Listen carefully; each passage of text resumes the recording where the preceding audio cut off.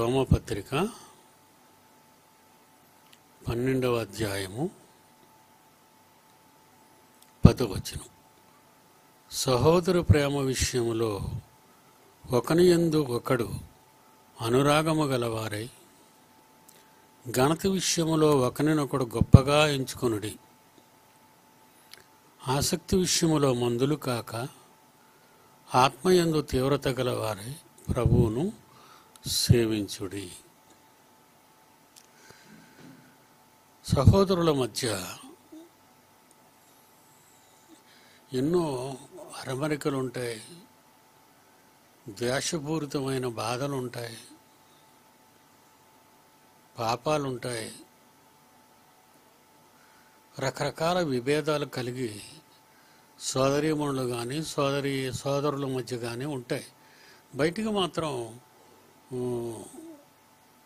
నెమ్మదిగా ఉన్నట్లుండి కొందరైతే విధేయతగా పలకరిస్తారు, కొందరైతే అన్నట్టుగా పలుకుతుంటారు. దేవుని పిల్లలారా,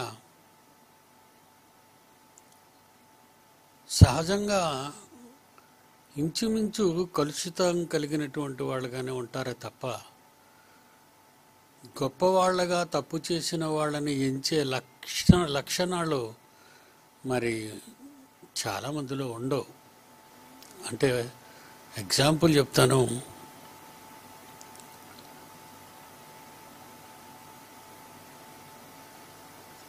సహోదరీమణి కానీ సహోదరుడు కానీ నీ పక్క విరోధంగా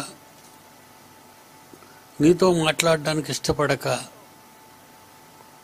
నిన్ను కాదనుకున్న పరిస్థితుల్లో నువ్వెలా ఉండాలి అని దేవుడు ఇక్కడ చెప్తున్నాడు. నువ్వెలా ఉండాలి?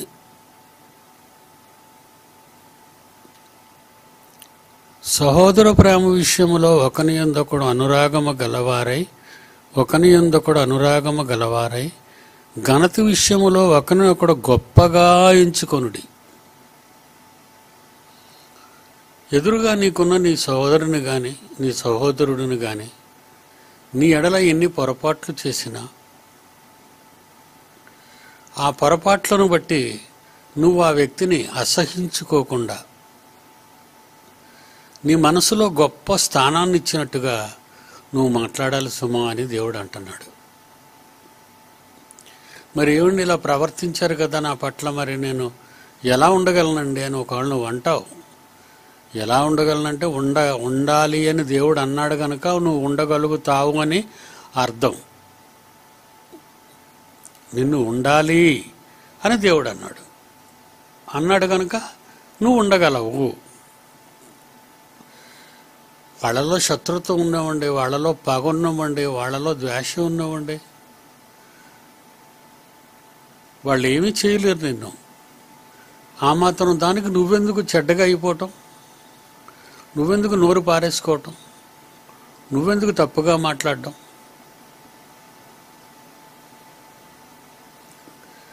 సంఘములో సోదర సోదరీమణులు కానీ ఎవరైనా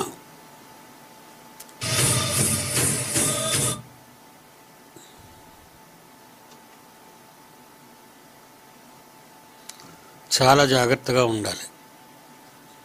సంఘంలో ఆ స్థితి రావడం గొప్ప విశేషం. ఇప్పుడు మిమ్మల్ని చూస్తుంటే ఎంత దేవుని కొరకు ఏ సంవత్సరం పడలేని కష్టాన్ని, బాధల్ని, రోగాల్ని అనుభవిస్తూ మీరు పడిన కష్టం గొప్పది. మీరు చేస్తుంటే నేనే నా పిల్లలేనా ఇలా పనిచేస్తున్నారో అర్ధరాత్రి వరకు అనిపించేది.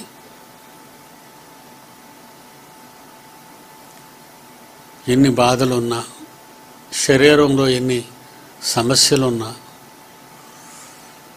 మీ శరీరం వద్దని విశ్రాంతి తీసుకో అని చెప్తున్నా పిల్లలందరూ కలిసి, స్త్రీలే కానివ్వండి పురుషులే కానివ్వండి, అన్నిటికంటే ఎక్కువ మందిగా స్త్రీలు చేసిన త్యాగం పురుషుల కంటే గొప్పది. పురుషులు ఎక్కువ మంది లేరు.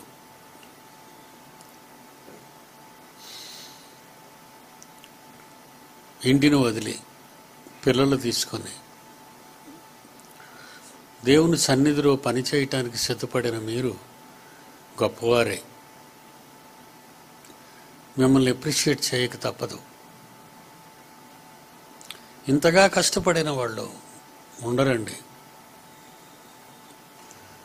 అసలు రావడానికే ఇష్టపడని అనేక సంఘములలోని వారు అసలు రావడానికే ఇష్టపడరు. అలాంటిది వచ్చి పని చేయడానికి ఇష్టపడిన వాళ్ళు ఎంతమంది? అది అనుకూలమైన వాతావరణం కాదు. ఎండలలోనూ పనిచేశారు, చలిలోనూ పనిచేశారు, విపరీతమైన చలిలోనూ పనిచేశారు. మీ సేవ గొప్పది.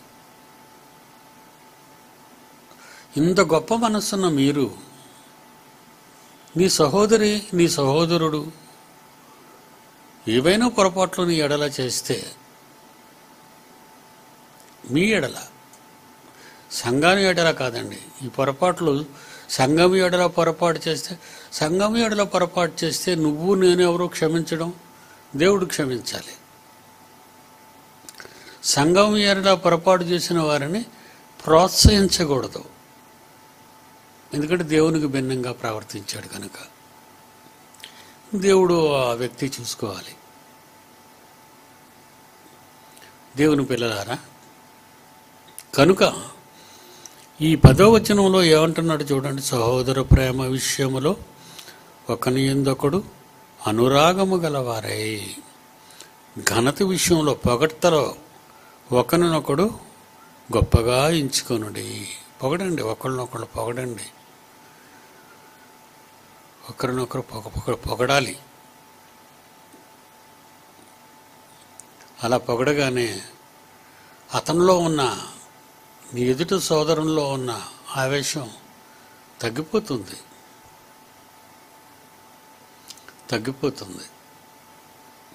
అయ్యో, నా సహోదరుడు నన్ను ఎంతగా ప్రేమిస్తుంటే, నన్ను ఎంతగా ఘనపరుస్తుంటే నేను ఎందుకు శత్రుత్వం అని పెంచుకోవాలి నా సోదరు మీద కానీ నా సోదరుడి మీద కానీ అని ఒక మంచి మనస్సు కలిగి జీవించగలిగితే నిజమైనటువంటి క్రైస్తవ జీవితంలో ఉన్నామని అర్థం. ఎన్నో కష్టాలు పడుతున్నారు నిజంగా మీరు. ఎన్నో కష్టాలు ఇవ్వటంలో కానీ, చేయటంలో కానీ, మాట్లాడటంలో కానీ, ప్రవర్తనలో కానీ మీరందరూ చూపించే అపరిమితమైన ప్రేమ, అపరిమితమైన ప్రేమ మొదటిదైతే అపరిమితం అంటే ఇంకా గొప్ప ప్రేమ అని అర్థం. అలాంటి ప్రేమ గలవారే దూరం అనక, భారం అనక, చలనక, చలిలేక, ఎండనక, వాననక మీరు పడిన కష్టం ఎంతో గొప్పది. దేవుని పిల్లలారా, పౌలు రోమాపత్రిక రాస్తున్నప్పుడు రోమాలో ఉన్న వాళ్ళు చాలా క్రూరులు. మీకు తెలుసు, మొట్టమొదట అధ్యాయంలోనే వాళ్ళ చెంత చెడు నడత నడిచారు వాళ్ళందరి గురించి రాయబడింది. అలాంటి వాళ్ళని అపోస్తలుడైన పౌలు ఎంత చక్కగా, నైపుణ్యంగా, వినయ విధేయతలతో వాక్యాన్ని వ్రాస్తూ వాళ్ళని మరి క్రీస్తులో పెంచడం అనేది మరి అది పౌలు గారికి దేవుడిచ్చిన వరం. మనమైతే మన శత్రువులతో మనసు విప్పి మాట్లాడలేం. మాట్లాడను అని మనం ఊరుకునే కంటే మాట్లాడి చూపించాలి. అదే మనం నేర్చుకోవలసినటువంటి విధి.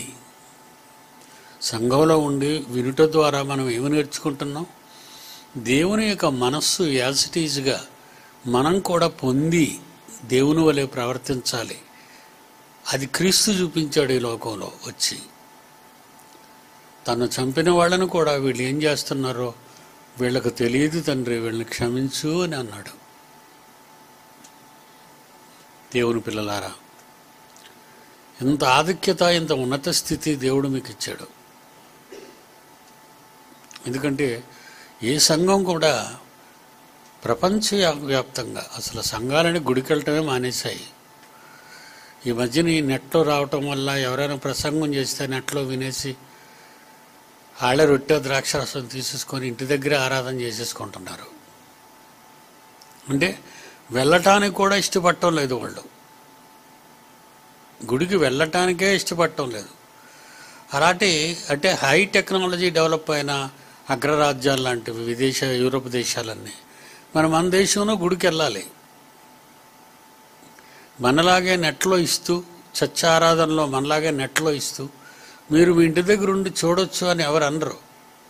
అమ్మా మనం అలాగన్నా ఉంటే గుడికి రావడం మానేస్తారు. వీళ్ళు గుడికి రావడం మానేస్తే మనకు వచ్చే కానుకలు రావు. ఆ కానుకలు రాకపోతే మనం మన ఇష్టానుసారంగా బ్రతకలేమని ఇప్పుడున్న సంఘాల పెద్దలు అలాంటి నిర్ణయాలతో బ్రతుకుతున్నారు. రావాలి, జనాన్ని కూడగొట్టడానికే చూస్తారు. ఎందుకంటే వాళ్ళు కూడుకుంటేనే డబ్బులు. దేవుని పిల్లలారా, మీరు చాలా ఎత్తుకొచ్చారు. ఈ ఎత్తులో నుండి కిందకు చూడకండి, పైకే చూడండి. అక్కడ తండ్రి కుమారుడు యేసుక్రీస్తున్నారు. ఎప్పుడు మీరు అప్సెట్ అవ్వరు, ఎప్పుడు మీరు బాధపడరు, బాగుపడతారే తప్ప చెడిపోయే ఆస్కారమే లేదు. కనుక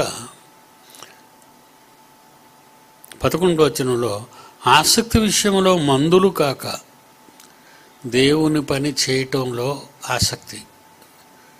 ఆసక్తి విషయంలో మందులు కాక, మందులు అంటే మందమతులు కాక. మందమతులు అంటే నిర్లక్ష్య వైఖరి. మీరు వెళ్ళండి, నాకు బాగులేదు, అరే బాగున్నా బాగులేకపోయాను అని కారణం చేత ఉండిపోతారు చాలామంది. దూరం అంటే మానేస్తారు, వాళ్ళకి ఏదైనా పని ఉంటే మానేస్తారు. ఇలాగా మందులు అంటే మందమతులు,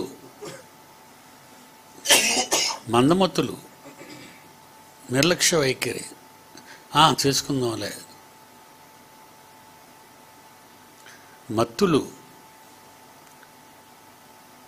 ఏమో ఇప్పుడేం చేస్తానులే అమ్మా, వచ్చే వారం వస్తాను నేను. చాలామంది వాళ్ళందరూ మందుల జాతికి చెందినవారు, ఆసక్తిగా లేరు. నేను వచ్చేస్తాను పదండి.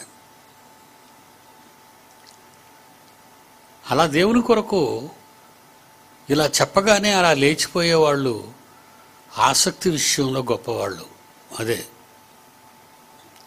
11 ఆసక్తి విషయంలో మందులు కాక ఆత్మయందు తీవ్రత గలవారై ప్రభువును సేవించుడి. ఆత్మయందు తీవ్రత.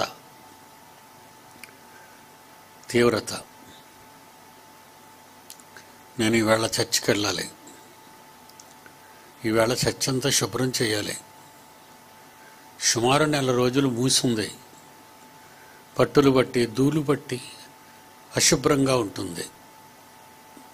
కనుక నేను వెళ్ళకపోతే ఎలా, నేను శుభ్రపరచకపోతే ఎలా? నీ ఇంటిని నువ్వు చూసుకున్నట్టుగా దేవుని ఇల్లు కూడా నీ ఇల్లే, అది నువ్వే అనే సంగతి తెలుసుకొని నీవు ఈ విధంగా ఆసక్తిగా రావటం. ఒంటిగంటగా నాకు శబ్దాలు వినబడుతున్నాయి, కుర్చీలు వేస్తున్నారు పిల్లలు. అవును, ఆసక్తిలో తీవ్రత. 2-3 ఉంటారండి, వాళ్ళు 1 గంటకే వచ్చేస్తారు, ఇంకా ముందు వచ్చేస్తుంటారు. మంచిది, ఆసక్తి విషయంలో తీవ్రత గలవారుగా ఉన్నారు మీరు. మందులు కారు, ఆత్మయందు తీవ్రత గలవారై ప్రభువుని సేవించుడి. అది సేవే. అది సేవే. ఎంత పనైనా అలయకుండా శరీరం మిమ్మల్ని వెనక్కి లాగుతున్న సెమినార్లో పనిచేశారన్న వాస్తవాలు నాకు తెలిసి నేను చాలా పరవశించిపోయాను. నిజమండి. అమ్మా నేను ఇక చేయలేను, నేను విశ్రాంతి తీసుకుంటాను అని ఎవ్వరూ అనలేదు. కానీ కష్టమైన పని, సులువైన పని నేను అనండి, చాలా కష్టమైన పని, మగవాళ్ళు కూడా చేయలేని పని ఆడపిల్లలు మీరు చేయటం విశేషం, గొప్ప విషయం కూడా. అలా చేయటం చేయలేరు అలాగెవరు. గుడికేరా అనేటి క్రైస్తవ్యం పనికొచ్చి ఇంత కష్టపడతారా? పడరు, రారు, పడలేరు, రాలేరు. అది నేటి క్రైస్తవ్యం. మీరు అలాంటి వాళ్ళు కారు. మనం క్రైస్తవులు అంటే పని అని అర్థమవుతుంటుంది వాళ్ళకి. వాళ్ళు క్రైస్తవులు అంటే మందమతులు, సోమరులు వాళ్ళలో కనబడుతుంది. కానీ కాపరి వాళ్ళందరినీ దీవించేస్తాడు. మీరంతా ఆశీర్వదింపబడిన వారే అంటాడు. పాపం ఆ మాయ మాటలు, ఆ మోసపూరితమైన మాటలను నమ్మి ఆ గొర్రెలన్నీ అమాయకంగా అక్కడ ఉండిపోతాయి. మరి వాళ్ళకి ఎవరైనా చెప్పగలరా? చెప్పడానికి వెళ్ళనిస్తారా? చెబితే వింటారా? ఇవన్నీ వినరండి వాళ్ళు, ఇవన్నీ వినరు.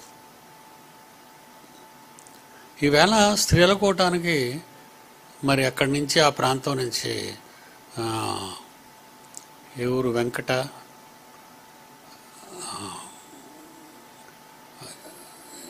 ఎక్కడంటే అది వెంకటాపురం కాదు, అదేనండి గోపాలపట్నం దాటిన తర్వాత వచ్చేది.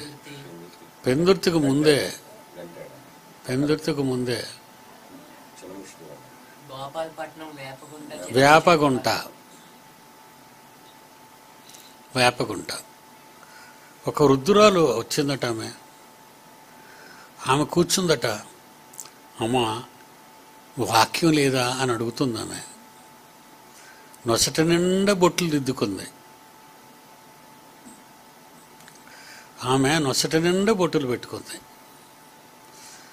పక్కనున్న సోదరిమని అడుగుతుందమ్మా వాక్యం లేదా?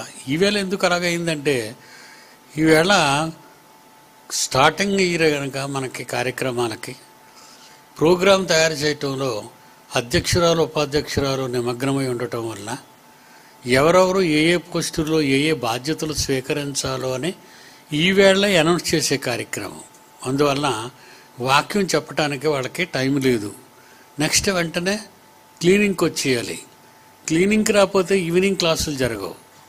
కనుక అలాగ ఆలోచించడం వల్ల అలా అయింది. అలా అవగానే నిజంగానే వాక్యము అంటే ఆవిడకి ఏం అర్థమైందో మనం చూడండి.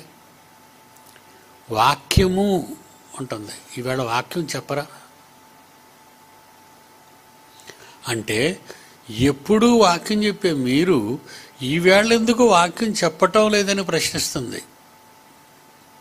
అది మీ గొప్పతనం. ఎప్పుడూ వాక్యం వినబడే ఈ చోట అప్పుడప్పుడు వస్తుంటుందట. ఎప్పుడూ వాక్యం వినబడే ఈ చోట ఈవేళ ఎందుకు వాక్యం వినబడటం లేదు? ఈవేళ వాక్యం చెప్పరా అమ్మా అని అడిగింది. అది మీకే సార్థకత,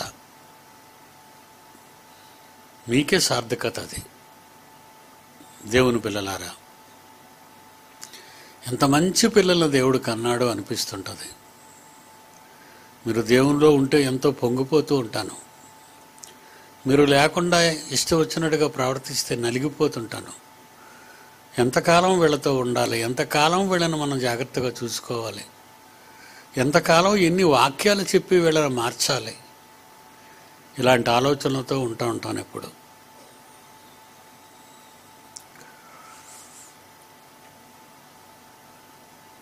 నెక్స్ట్ 12వ వచనానికి వెళ్దాం.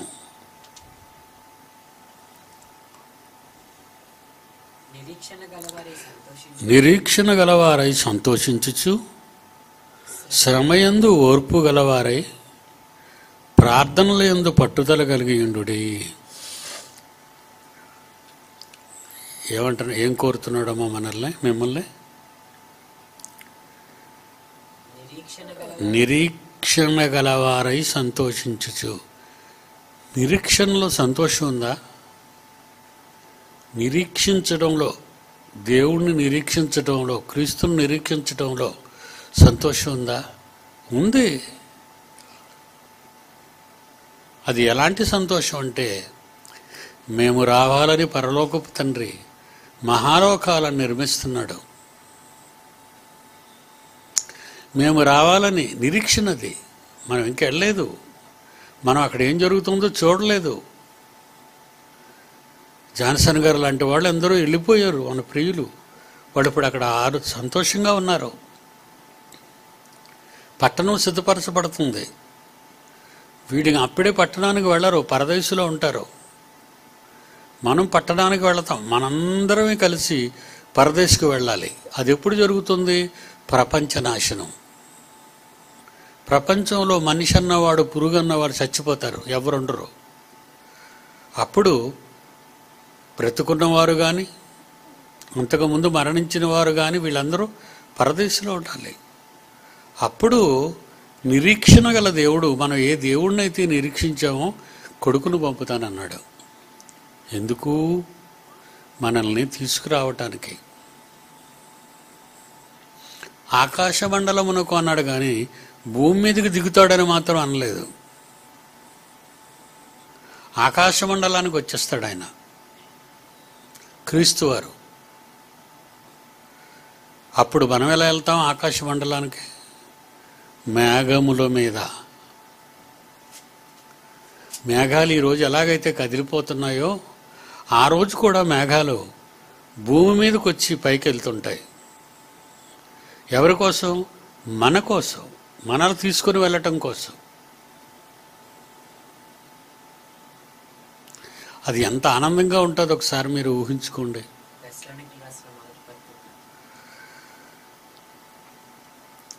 ఎంత ఆనందంగా ఉంటుందో మీరు ఆలోచించండి. ఏమండి, మన పిల్లల్లో ఉన్న గొప్పతనం ఏంటంటే, ఈ మధ్యకాలంలో చాలా రోజులు మొదవలస వెళ్ళలేదు. వెళ్ళకపోతే అందరూ అడిగేవాళ్ళు ఏమని? డాడీ, మనం మోదవలస వెళ్ళమా? అక్కడేం పని లేదా అని అడగడం మొదలుపెట్టారు. పని ఉండాలి కదా, మన కొరకు పని కేటాయించాలి అక్కడ, అప్పుడు మనం వెళ్తాం. వెళ్తామమ్మా, వెళ్తాం నాన్న, మనం వెళ్తాం. మనం వెళ్ళే పని దగ్గరికి వస్తుంది, వెళ్ళాలి. వెళ్ళడానికి ఎంతో సందడి మనందరికీ. మొదవలస వెళ్ళడం, కుటుంబాలన్నీ కలుసుకోవడం, క్యారేజీలన్నీ విప్పుకోవటం, అందరూ కలిసి భోంచేయటం.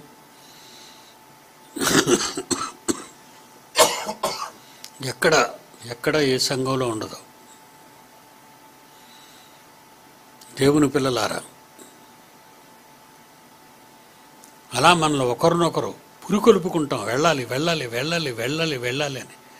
ఇప్పుడు మనం అంతా దేవుడు కట్టిన మహాలోకానికి వెళ్ళాలి. మహాలోకానికి వెళ్ళాలంటే ముందు పరదేశకు వెళ్ళాలి. భూమి మీద ఉన్నవాళ్ళు, ముందు వెళ్ళిపోయిన వాళ్ళు వెళ్ళిపోయారు.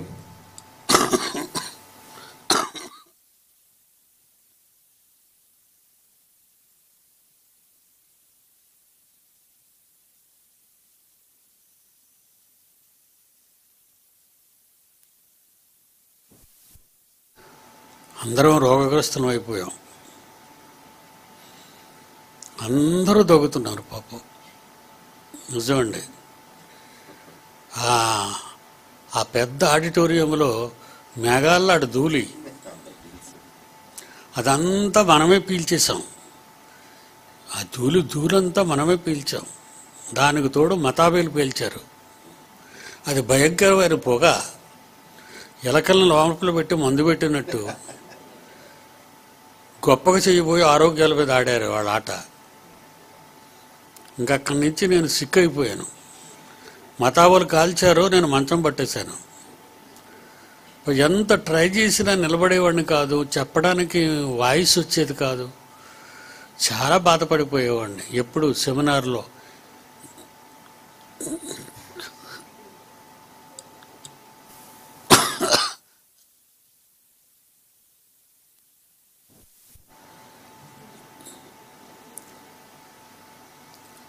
నలభై సంవత్సరాల ఈ నేషనల్ సెమినార్స్లో ఎప్పుడు ఏ సెమినార్లో మీ డాడీ మాట్లాడని రోజుంటూ లేదు. ఈసారి బాగా అలసిపోయాను ఆ నిర్మాణంలో. ఆర్థికంగా అలసిపోయాను, మానసికంగా అలసిపోయాను, శారీరకంగా అలసిపోయాను. ఓపిక అంతా నశించిపోయింది. 3 స్పెషలిస్టులు చూపించుకున్న తర్వాత ఈరోజు మీ ముందు కూర్చోగలిగాను. లేకపోతే కష్టమయ్యేది. ఇక ప్రసన్నబాబు సిక్ అయిపోయాడు. మీరందరూ సిక్ అయిపోయారు. ఇందులో సిక్ అవ్వలేని వాళ్ళు ఎవరూ లేరు. అందరూ సిక్ అయిపోయారు. దగ్గు, జలుబు, జ్వరం, ఒళ్ళు నొప్పులు, బాడీ పెయిన్స్ అండి అందరికీ. చాలామంది బాడీ పెయిన్స్తో ఏడ్చారని కూడా విన్నాను. సారీ అండి, మిమ్మల్ని చాలా బాధ పెట్టాను అనుకుంటున్నాను. దేవుని పిల్లలారా, పరలోకములో దేవుడు మనల్ని తీసుకెళ్ళటానికి క్రీస్తుని పంపుతాడు. క్రీస్తు వస్తాడు. ఎక్కడికి? భూమి మీదకి రాడు, ఆకాశ మండలానికి. దశలోనికలకు రాసిన మొదటి పత్రిక 4వ అధ్యాయము 16వ వచనం.